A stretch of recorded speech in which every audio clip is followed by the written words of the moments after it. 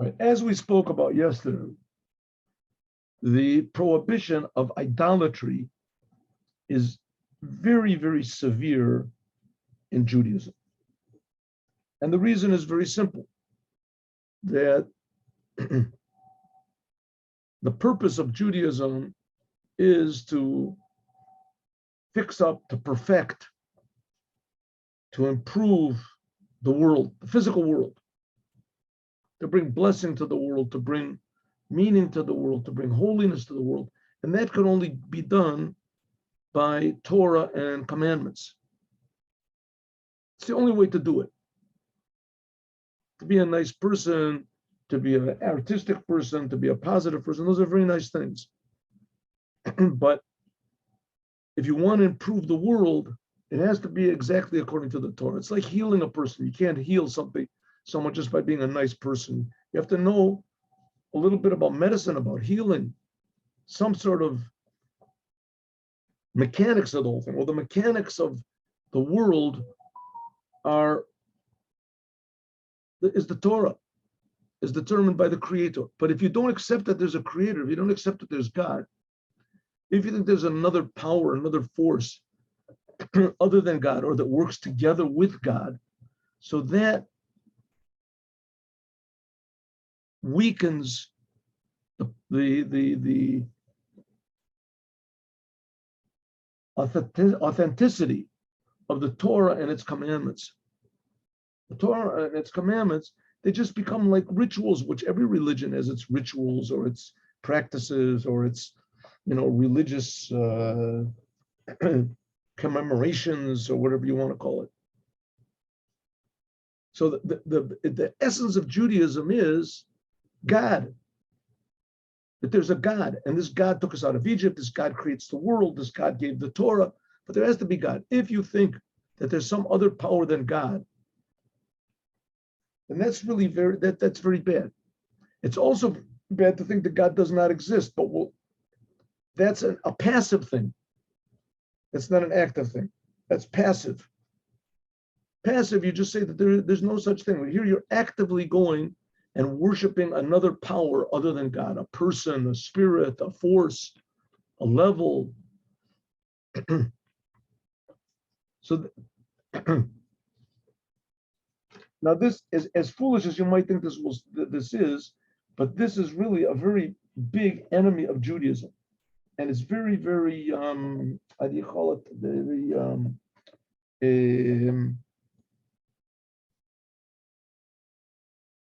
gradual. It works very gradually. That a person just starts to begin to think maybe there's something else, maybe there's another power, maybe this, and eventually it comes where he denies. And this is the big problem with the first temple, the second temple. The Jews actually started to leave the Creator. Now in these generations, it's a whole different problem. In addition to that, there's a problem of denying or not being aware that there's God at all, right? The total atheism or anti-theism or whatever you want to call it.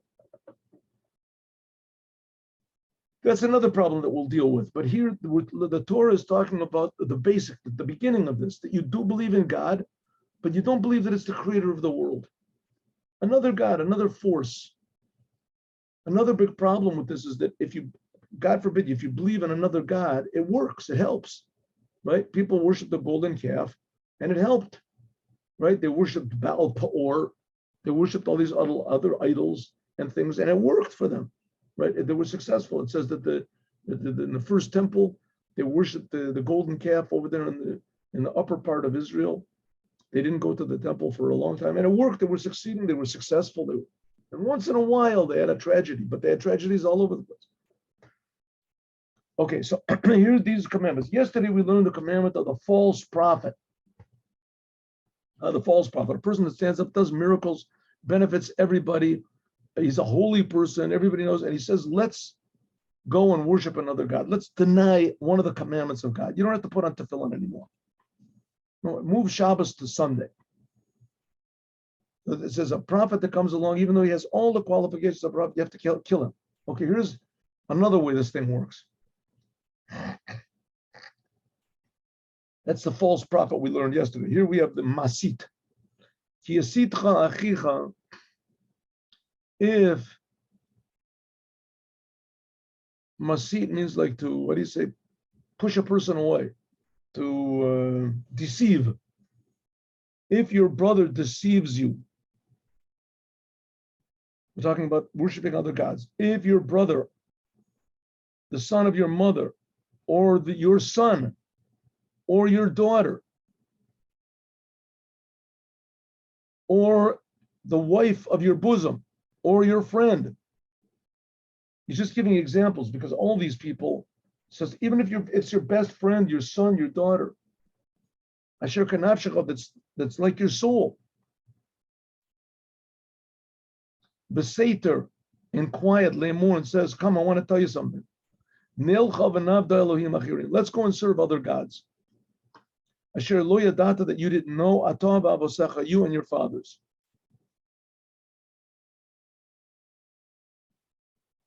Me'elohei ha'amim, for the gods of the nations that are around you, the ones that are near you or the ones that are far from you, from one end of the earth to the other end of the earth.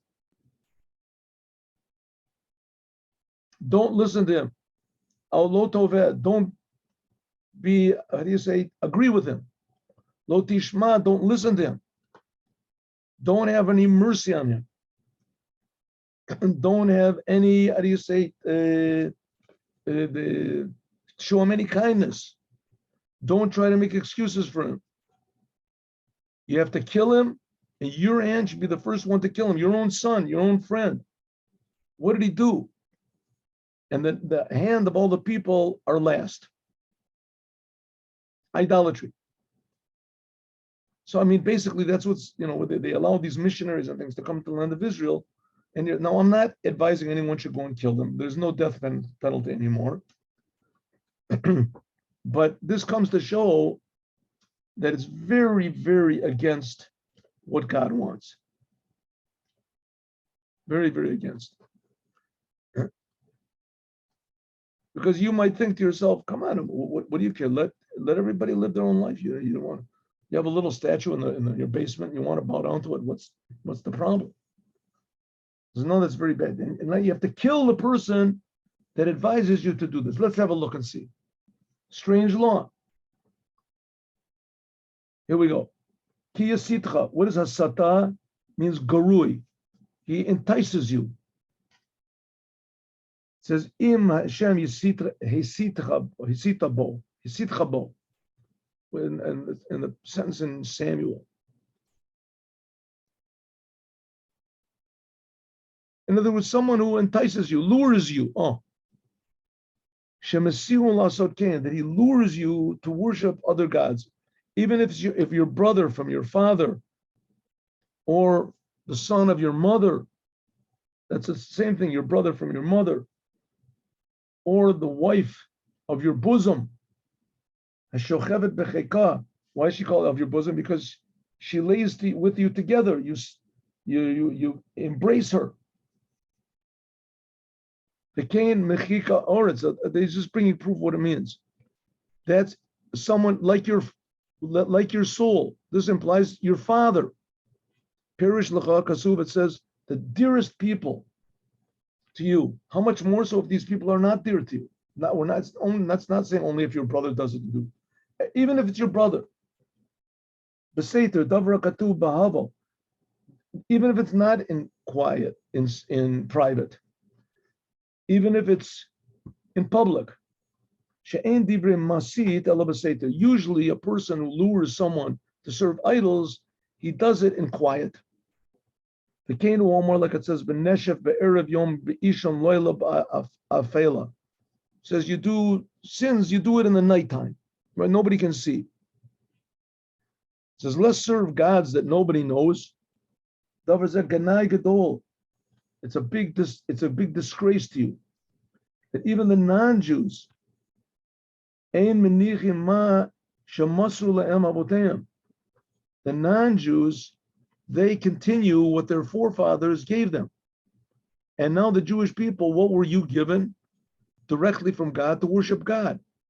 Now this person says to you, let's be worse than the non-Jews. At least the non-Jews, right? The Shintos, Guy's father is a Shinto, so he worships Shintoism. His father was a Confucianist. He worshipped Confucian, right? Or they have the same gods. They don't go looking for new gods. Not so the Jews. The Jews are going looking around for new gods nobody ever knew about.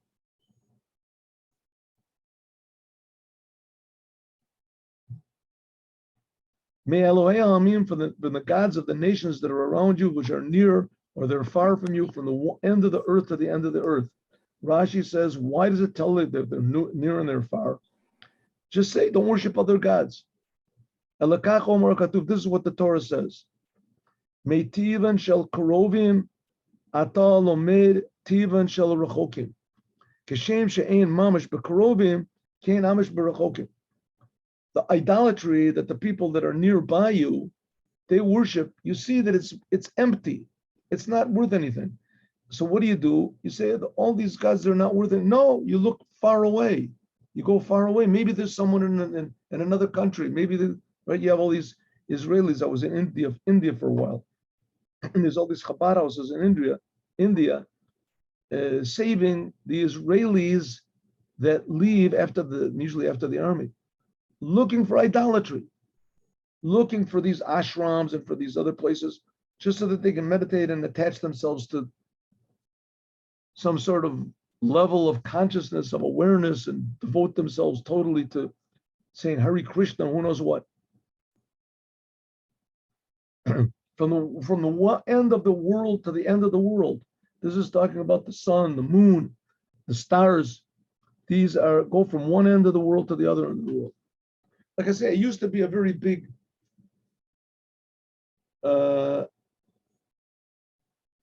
temptation for Jews to worship idols. It says in the first temple, that's why it was destroyed. In a way, we can't really understand the tremendous lure and lust there was for idolatry. There still exists idolatry now. Like I say, these people, they go to India, etc. But now it mostly comes from ignorance or from emptiness or for boredom, more than from a true desire to go to some other. Even though the fact is, when they do get caught up in these different, the missionaries get them or the whatever gets them, and it's sometimes very, very difficult to get out.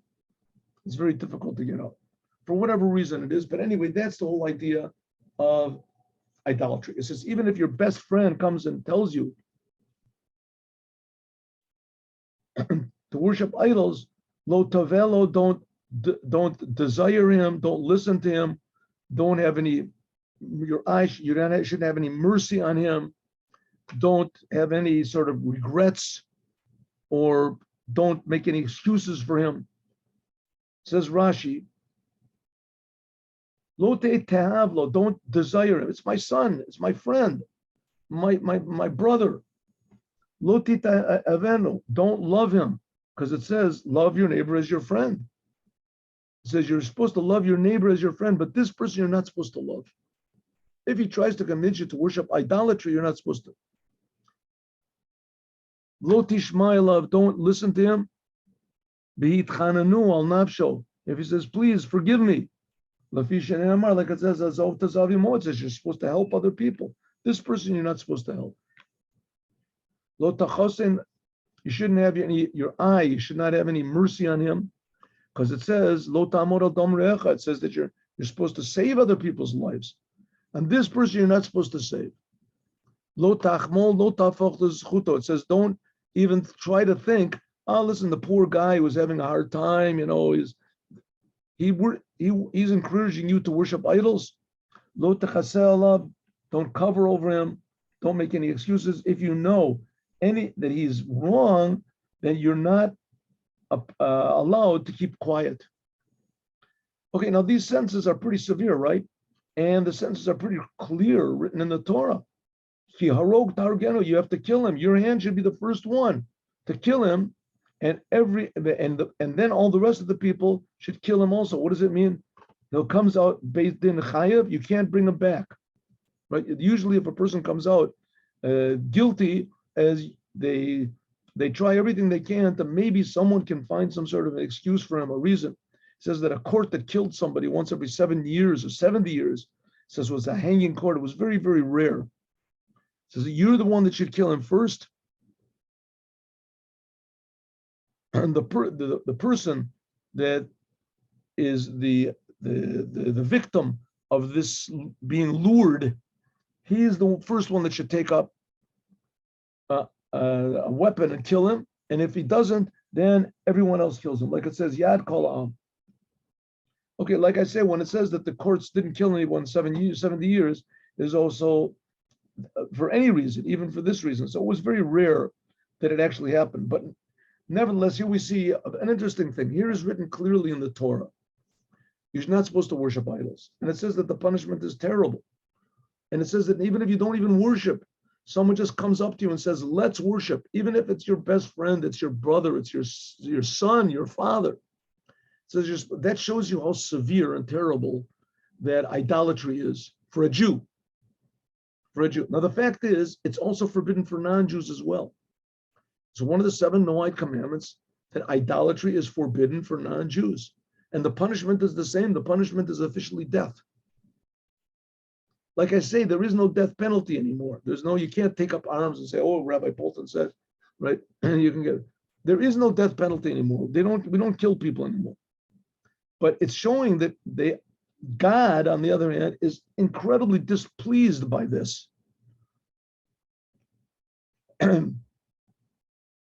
Incredibly displeased. So we see, though, on the other hand, that this is not very, convincing. As severe as it is, the Torah is not, how do we know? Like I say, Yerovam ben Nevat. Yerovam ben Nevat was a tremendous Talmud scholar. He was a Torah scholar. There's no one in our generation, in the last generations, and anywhere near that. He was like, 2,500 years ago? This was in the middle of the first temple. Actually, it wasn't in the middle of the first temple. It was the beginning of the first temple. Yerovam ben Nevat. Which then means he was like, fresh from the golden calf. Like something 500 years, something like that, from the golden calf, right? So, he clearly knew the whole Torah. For sure, he knew these senses. Everybody knows these senses, how forbidden it is. And nevertheless, he built 2 golden calves, and he convinced and he forced all the Jewish people that were in his jurisdiction, his 10 tribes, to worship idols.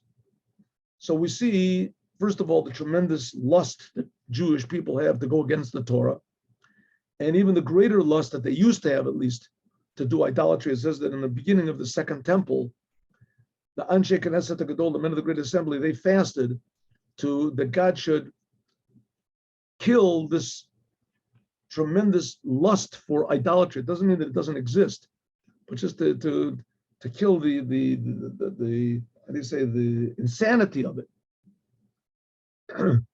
But still, it still existed, and even more, they worshipped idols for like 250 years over there, and nothing happened. Only in the end did he get killed. The 10 tribes get exiled. But on the other hand, they really did get exiled. To this very day, nobody has any idea where they are, even though there's books written and everybody has these theories who they are.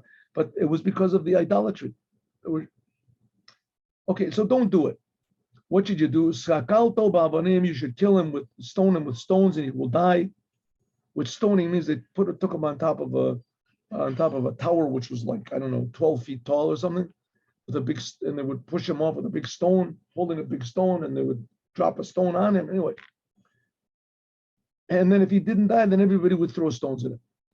Why? He would be stoned to death because he tried to push away from God, who took you out of the land of Egypt, from the house of servitude. So again, defining God. Which God is it forbidden to deny? The God that took the Jewish people out of Egypt, right? So like I say, this is the only God there is, and this is also for the non-Jews as well. You can only worship the God who took the Jews out of Egypt. So we see from this that Christianity, in whatever form it is idolatry, because they're not worshiping the God that took Jews. The JC didn't take God out of the Jews out of Egypt. That's for sure. Okay. And all the Jewish people will hear and they will be afraid. Lo yasifu lasot kedavar hazeh, and they will not continue to do such a terrible thing anymore. Give me one moment, please. One moment. That's right.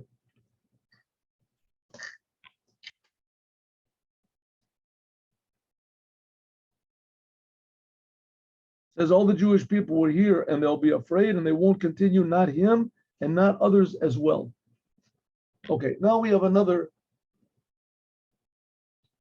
terrible law. Terrible because you'll see. Kitishma ba'achat, this is the law, what's called the iranitachat, the wayward city. City. A whole entire city, or the majority of a city, worships idols. Huh? Says you have to destroy the whole thing. We'll see. If you hear in one of your cities that God gave you to dwell there, says one of your cities, except for Jerusalem. Jerusalem, this law of the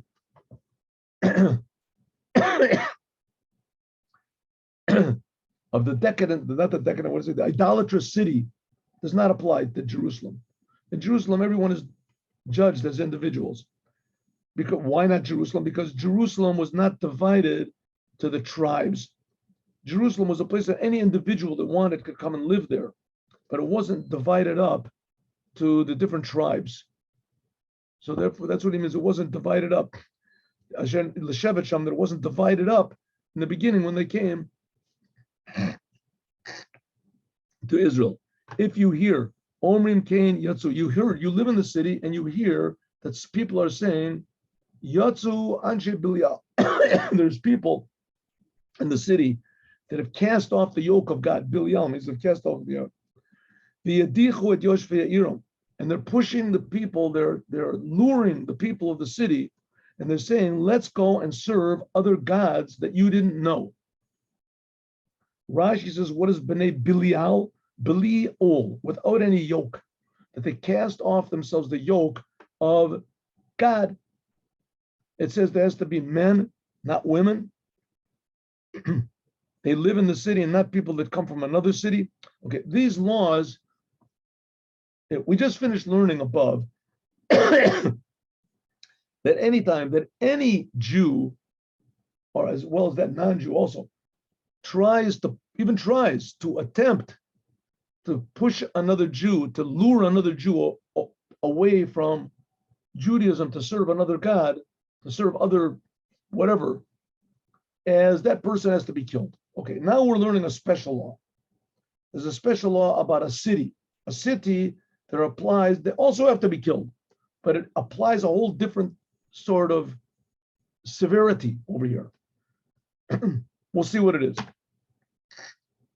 You live in a city and you find out that there's a big group that's trying to push everyone away, a big group of missionaries. You have to search and examine and interrogate very well. And from here we learn that in all judgments, a judge must always interrogate the witnesses very well, not only in this case. And you find that it's true.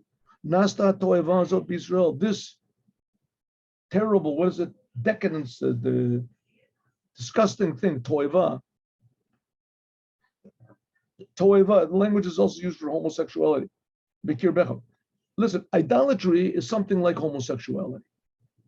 The fact of the matter, it is something like homosexuality. Therefore, in the 10 Commandments, there's 5 on one side and 5 on the other side. There were 2 tablets, right? The first tablet is you should worship God. Corresponding to that is, on the other hand, don't kill, because man is made in the image of God. So worship it. Second commandment is don't worship other gods. Corresponding to that, that's on the first tablet. On the second tablet is lo tin'of. Lo tin'of means don't do sexual crimes. Some say it only applies to just taking somebody else's wife, but there's others that say it applies to all sexual crimes. Homosexuality is one of the worst of the sexual crimes that there is. And the reason, of course, is very simple. It's anti-life, and it's anti-family, and it's anti-society, and it's anti-God. So that's what's called a toeva. Both of them are called a toeva. Toeva. Idolatry means that you want to worship something that's something like you. That's what homosexuality is. What's homosexuality? A person wants to have relations with someone similar to him. He doesn't want to have with a woman that's totally different than him. And he wants someone that looks like him, acts like them. God forbid. So therefore, idolatry is the same thing. He doesn't want a God that's infinite, that creates all the universe, and that also took the Jews out of Egypt, and that he's above the world and he's in the world. It's incomprehensible, a God like that. He wants to have a God that's a little bit comprehensible, the sun, the moon, a person. So he says, if you hear that this is happening in a city, from here you learn that in all legal cases, you have to make sheva chakirot. You look over in Sanhedrin, it talks about what it is. When you're questioning the witnesses, if they witnessed a crime, so you have to ask them what time it was, and what place it was, and what day it was, and what time of the day it was, what time of the year it was. Here there's only three. Drish v'chakira eitev. V'sha'alta is not one of them. We learn from this the seven. So we learn Heitev, Heitev, Gezerah Shava. Anyways, how the rabbis learn these seven things out from the words of the Torah. But from here also we learn the importance of the rabbis and what we call the oral Torah, the Talmud, because without that, you have no idea what's going on over here. That you only have to examine the witnesses well, right? Witnesses only in cases of idolatry. That's what you might think. And of course, it's not so. You have to you have to smite all of the people in the city by sword. Before it said that individuals that sin, you have to punish them. The punishment is, if they worship idols, the punishment is by stoning. But if it's the whole city, then those people who are guilty, if it's the majority of a city, those people who are guilty of idolatry, they don't get stoned. They get beheaded. Cherev. Hacharem otah, you should destroy it and everything that's in it and all the animals according to Cherev. If you're not allowed if you not able to kill them by sword, then kill them any other way you can. Now, again, you only kill the people who actually serve the idols. You don't kill everybody. They're called shlala, but all of the possessions of the city have to be taken. Now, this is done even in the righteous people that are there. All the possessions of the city are taken to the center of the city and they're burned in fire. The city and all the spoils totally to God. And it will be a mound forever, a ruins forever. It should never be built again. What does it mean to God? For God's name. And if you're taking all the possessions and burning them, all of a sudden you see a nice necklace or a nice whatever it is, a ring, something. You can't take anything. Why? Because this will turn away God's anger. Burn everything. This will turn away God's anger, and God will give you mercy, and and He will give you. You will be merciful, and God will have mercy on you, and He'll increase you, just like He swore to your your forefathers, that all the time that idolatry is in the world, God's anger is in the world. Because you have listened to the voice of God, to do all of His commandments that I have commanded you today, and to do what's straight in the eyes of God. Okay, now I'm saying this, don't do this at home. You find out your next door neighbor has a statue of Buddha or something in his house, burn his house down. We're not talking about that. These laws don't apply anymore. You have to go and ask. It has to be a based in. This is the time of the temple when the Jews are ruling over the land of Israel. That's the only time it applies. But it certainly does apply by heaven. God is certainly tremendously, deeply displeased by idolatry. Deeply displeased by it. Let's do one more. Why?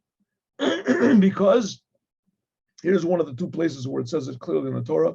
Banim atem l'Hashem Elokeichem. You are sons of God, your God. Every Jew is a son of God. Here it says clearly, every single Jew is a son of God. So someone comes along and says, let us worship the Son of the Lord. You say, that's me. And you can't worship me. Forbidden. Can't worship me. Moses brought bread down from heaven for 40 years for the Jews. Nobody dreamed about worshiping him. Right? Ezekiel, the prophet, brought back to life 20,000 people with the dry bones. No one dreamed to worship him. So worshiping, every Jew is the son of God. Nevertheless, we just finished learning, you can't worship anything except for God. You want to call it the Father. That's not the proper term. You are what? So what does that imply? The Jewish people are sons of God. What does it mean? You're not allowed to make a slash in your flesh for a dead person. Because you are you are a holy people. You are holy to God. And you bachar Hashem, God chose you liot l'olam segula, to be a special people from all the nations that are in the world. Powerful sentence. So the Jewish people, they are holy, and they are holy just like God. And the holiness is to divert everyone's attention from idolatry and put it only on the creator of the universe. What's this got to do with making what do you say, cutting your flesh because of it's the same thing also as making tattoos. It says you're not allowed to slash yourself for a dead person. Let's look at the Dat Zkainim. Because you are sons of God and you're holy, therefore, if your parents die, then the flesh and the blood, lo titko do, don't rip your flesh and make blood come out. Shari einechem yatomim, you're not really orphans. What do you mean you're not orphans? My father just died, I feel terrible. He says, no, you have a father. You have a father who Chai v'Kayim was eternal. Yisbrech Shema, who is God.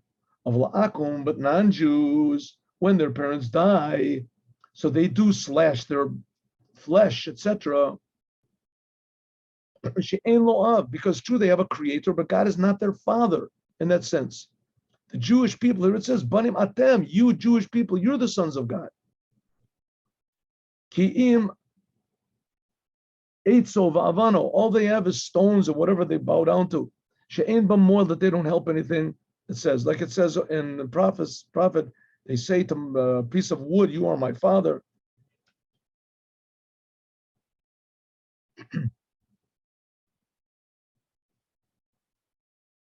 Here's another Sephorno. He says pretty much the same. It says you should not show that you are totally destroyed by someone's death, a death of another Jew. Kishenishar karov nechbad mimeno, because you have someone who's a closer relative than this person who died. Who is that? God. Betikva ubetikva tov lefichach atem bani, because that's why it says that you are God's sons. Shehu avichem, he is your father and he lives forever.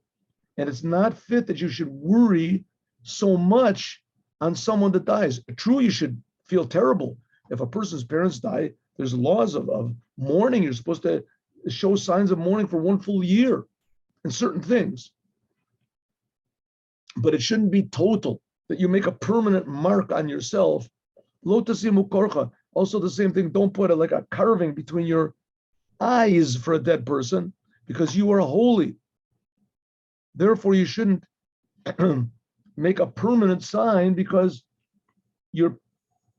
it's not a permanent loss, right? It's just temporary. First of all, your parents went to heaven. The soul never dies. And they have pleasure in the heaven from you doing what God wants. One of the and pain from doing what God. One of the things that God does not want is for you to make marks into yourself.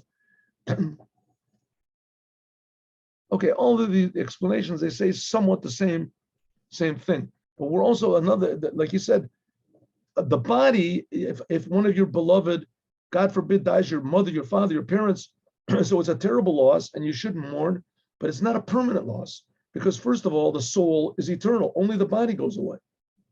Number one. And number two, God is your father. You're not left alone. You're not truly an orphan. All right, let's go and learn. That's why the idolatry is so bad, because if you deny the one God and you worship idols, so the idols are not eternal, they're just creations of God, that God created them, so you'll resist the urge to worship them. But if you do worship God, right, the one God, then you're sons of God. The non-Jews are not supposed to worship idols as well, because God is creating them. They're supposed to be to show appreciation to their creator, right?